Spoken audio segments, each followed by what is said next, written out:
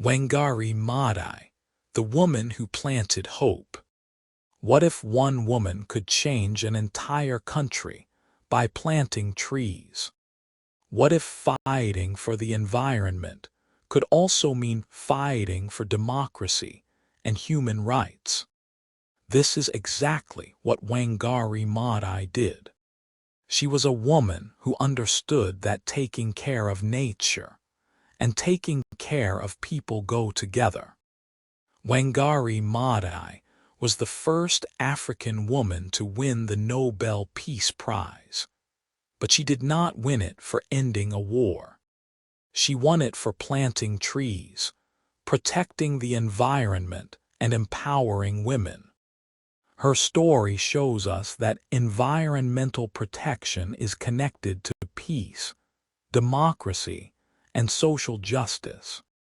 From a small village in Kenya to the world stage, Wangari Maathai proved that ordinary people can create extraordinary change. She started by planting a few trees in her backyard and ended up leading a movement that planted over 50 million trees across Africa. Her life teaches us that caring for our planet is one of the most important things we can do for future generations. If you want to learn more inspiring stories about people who changed the world, please subscribe to our channel. We share amazing biographies that will motivate and educate you. Early life in colonial Kenya. Wangari Maathai was born on April 1, 1940, in Ihithe village in the Central Highlands of Kenya. At that time, Kenya was still a British colony, and life was very different from today. Her parents were farmers who belonged to the Kikuyu people, one of the largest ethnic groups in Kenya. Wangari grew up in a beautiful area with green hills, clean rivers, and thick forests. As a child, she loved to play near the streams and under the big trees. The environment around her village was rich and healthy. The forests provided clean water, and the soil was fertile for growing crops. Her mother, Lydia, was a strong woman who worked hard to take care of the family. Her father, Muda Njugi, was a farmer who also worked for British settlers to earn extra money.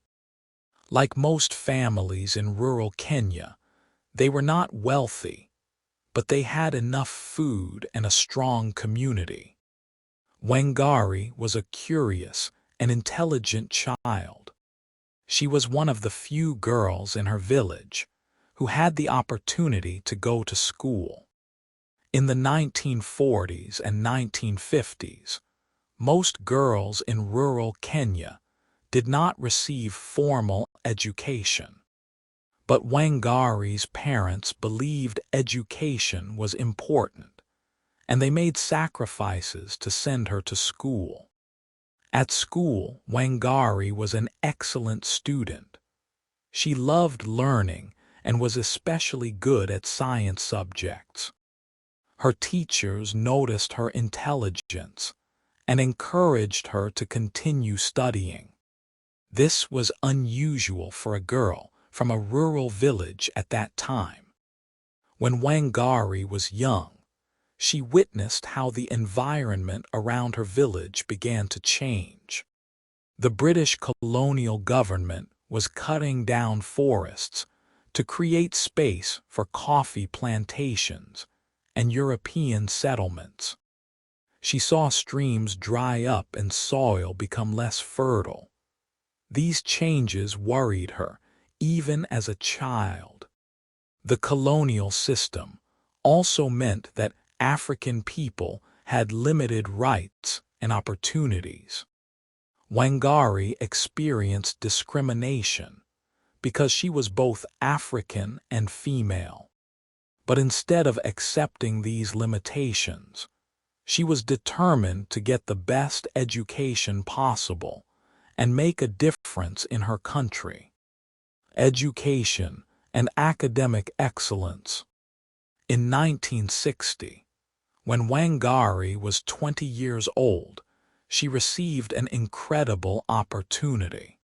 She was selected to participate in a program that sent promising Kenyan students to universities in the United States. This program was supported by American leaders who wanted to help prepare Kenyans for independence.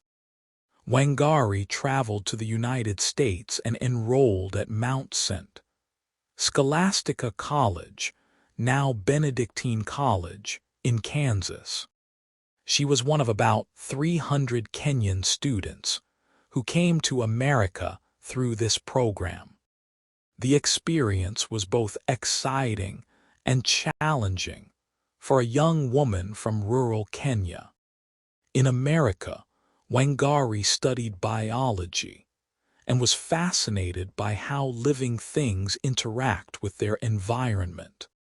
She learned about ecosystems, conservation, and the scientific principles behind environmental protection.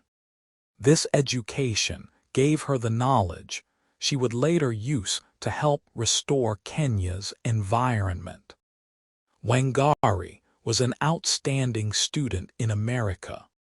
She earned her bachelor's degree in biology and then continued her studies. She received a master's degree in biological sciences from the University of Pittsburgh in 1966. Her academic success was remarkable for any student, but especially for an African woman at that time. After completing her master's degree, Wangari returned to Kenya in 1966. The country had gained independence from Britain in 1963, and there was hope and excitement about building a new nation. Wangari was eager to use her education to contribute to Kenya's development. She got a job at the University of Nairobi, first as a research assistant, and later as a lecturer in the Department of Veterinary Anatomy. In 1971, she became the first woman in East and Central Africa to earn a Ph.D. degree when she completed her doctorate in veterinary anatomy. Wangari's academic achievements were groundbreaking. She was breaking barriers for women and for Africans in higher education. But she was not content just to have a successful academic career. She wanted to use her knowledge to solve the environmental and social problems she saw around her. During her time at the university, Wangari married Mwangi Maathai, a politician and businessman. They had 3 children together, Wawaru, Wanjira, and Muda. Balancing her career, family life, and growing activism was challenging. But Wangari was determined to succeed in all areas of her life. The birth of the Green Belt movement. In the early 1970s, Wangari became increasingly concerned about the environmental problems she observed in Kenya. The forests she had loved as a child were disappearing. Rivers were drying up, and the soil was becoming less fertile. Rural women had to walk farther and farther to find firewood and clean water. Wangari understood that these environmental problems were connected to poverty and social issues. When forests disappeared, women had to spend more time collecting fuel and water, leaving less time for other activities. Soil erosion meant lower crop yields and less food security for families. In 1977, Wangari founded the Green Belt movement. The idea was beautifully simple. Ordinary people, especially women, would plant trees to restore the environment and improve their lives. The movement started small, with Wangari and a few friends planting trees in her backyard.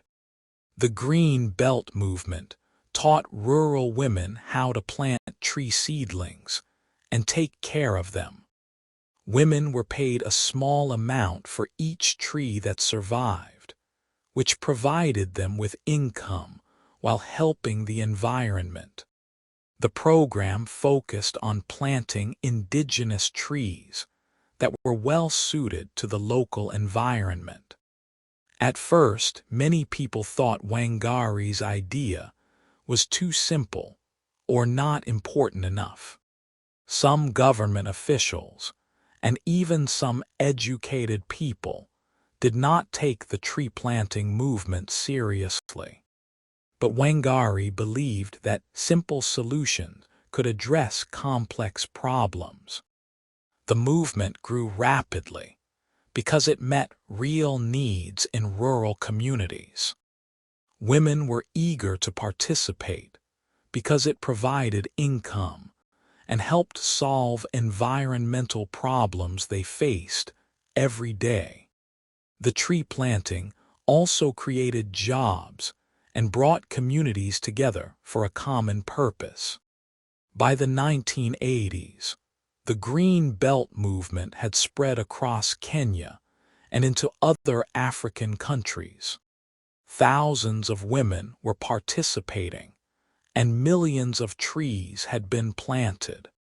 The movement was restoring degraded land, providing sustainable livelihoods, and empowering women to take leadership roles in their communities.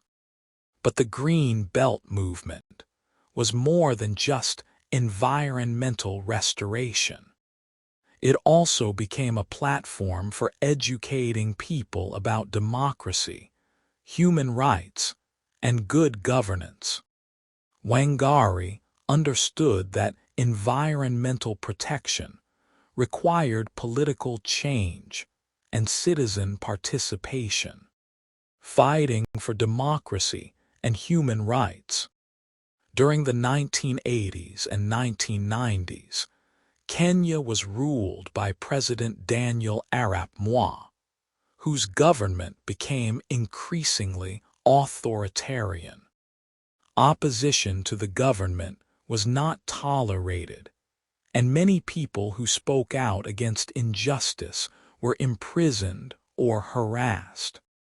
Wangari Maathai became one of the most prominent critics of the Moi government. She spoke out against corruption, environmental destruction, and the violation of human rights. She organized protests and demonstrations, often putting herself at great personal risk. One of her most famous protests was in 1989, when the government planned to build a 60-story building in Uhuru Park, one of the few green spaces in Nairobi. Wangari organized opposition to this project, arguing that public parks should be protected for all citizens to enjoy. The government and its supporters attacked Wangari viciously for opposing the Uhuru Park project. They said she was not a proper Kenyan woman and that she should not interfere in men's business. But Wangari refused to be intimidated. Eventually, international pressure helped stop the construction project. Throughout the 1990s, Wangari was arrested multiple times for her activism. She was beaten by police, threatened by government supporters, and faced constant harassment. Her marriage ended in divorce, partly because of the pressure from her political activities. But Wangari never gave up. She continued to plant trees, organize women, and fight for democracy. She understood that environmental protection and political freedom were connected. You cannot have a healthy environment without good governance and respect for human rights. In 2002, Kenya held democratic elections that ended Daniel Arap Moi's rule. Wangari was elected to parliament as a representative of her home district. After years of fighting the government from the outside, she now had a chance to create change from within the political system. International recognition and the Nobel Prize. By the 1990s, Wangari Maathai's work was gaining international attention. Environmental organizations, women's rights groups, and democracy advocates around the world recognized her contributions. She received numerous awards and honors for her work. In 2004, Wangari received the ultimate recognition for her life's work, the Nobel Peace Prize. She was the first African woman and the first environmentalist to receive this prestigious award. The Nobel Committee said she had made a contribution to sustainable development, democracy, and peace. The Nobel Prize announcement explained that Wangari's work showed the connections between environmental protection, good governance, and peace. The committee recognized that environmental degradation often leads to conflict over scarce resources, while environmental restoration can promote peace and cooperation. When Wangari received the Nobel Prize in Oslo, Norway, she wore traditional Kenyan dress and spoke about the importance of protecting the environment for future generations. She dedicated the prize to the women of the Green Belt movement and to all people working to protect the planet. The Nobel Prize brought global attention to Wangari's work and to environmental issues in Africa. It also inspired many other people to start environmental and social justice movements in their own communities. Wangari used her new international platform to advocate for environmental protection worldwide. After winning the Nobel Prize, Wangari continued her work, but also took on new roles as a global spokesperson for environmental protection. She spoke at international conferences, advised governments, and inspired young people around the world to take action for the environment. The Green Belt movement continued to grow and evolve. By the time of Wangari's death, the movement had planted over 50 million trees and had spread to other countries in Africa. It had also trained thousands of women in leadership and environmental conservation. Legacy and continuing impact. Wangari Maathai died on September 25, 2011, at the age of 71, after a battle with cancer. Her death was mourned not only in Kenya, but around the world. She had become a symbol of environmental protection, women's empowerment, and peaceful resistance to injustice. The Green Belt movement continues its work today, led by the women who learned from Wangari's example. The movement has expanded beyond tree planting to include education about climate change, sustainable agriculture, and community development. Wangari's approach to environmental protection has influenced conservation efforts worldwide. She showed that environmental work must include local communities and address their immediate needs. Her model of grassroots environmentalism has been copied in many other countries. Her work also demonstrated the connections between environmental protection and social justice. She understood that you cannot solve environmental problems without addressing poverty, inequality, and lack of political participation. This holistic approach has become increasingly important in environmental movements. Wangari Maathai's life story continues to inspire people around the world. She showed that one person with determination and a clear vision can create lasting change. She proved that environmental protection is not just about saving trees or animals, but about creating a better world for all people. Today, as the world faces climate change and environmental degradation, Wangari Maathai's message is more relevant than ever. Her life reminds us that protecting the environment is everyone's responsibility, and that small actions can lead to big changes. Conclusion. The story of Wangari Maathai teaches us that environmental protection and social justice are connected. She understood that healthy communities need healthy environments, and that protecting nature requires fighting for human rights and democracy. Wangari's life shows us the power of starting small. She began by planting a few trees in her backyard and ended up leading a movement that transformed millions of lives.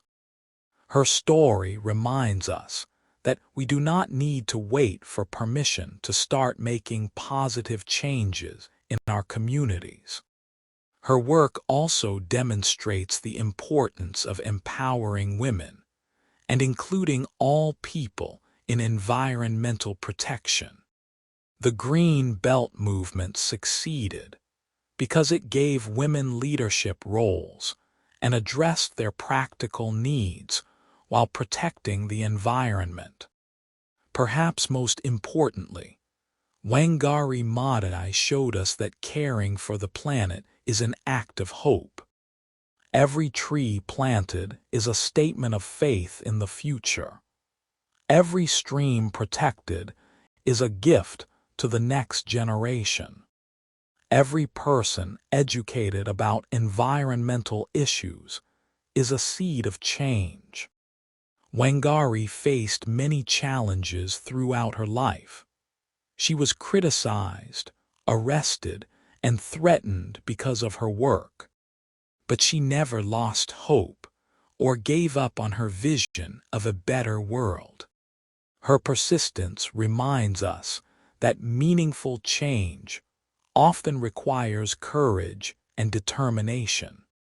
Her legacy lives on in the millions of trees planted by the Green Belt movement, in the women who learned to be leaders through her programs, and in the countless people around the world who have been inspired by her example.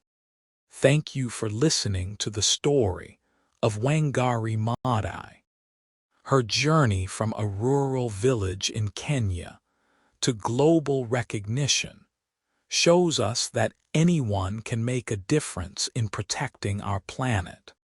Remember to subscribe to our channel for more inspiring stories about people who changed the world.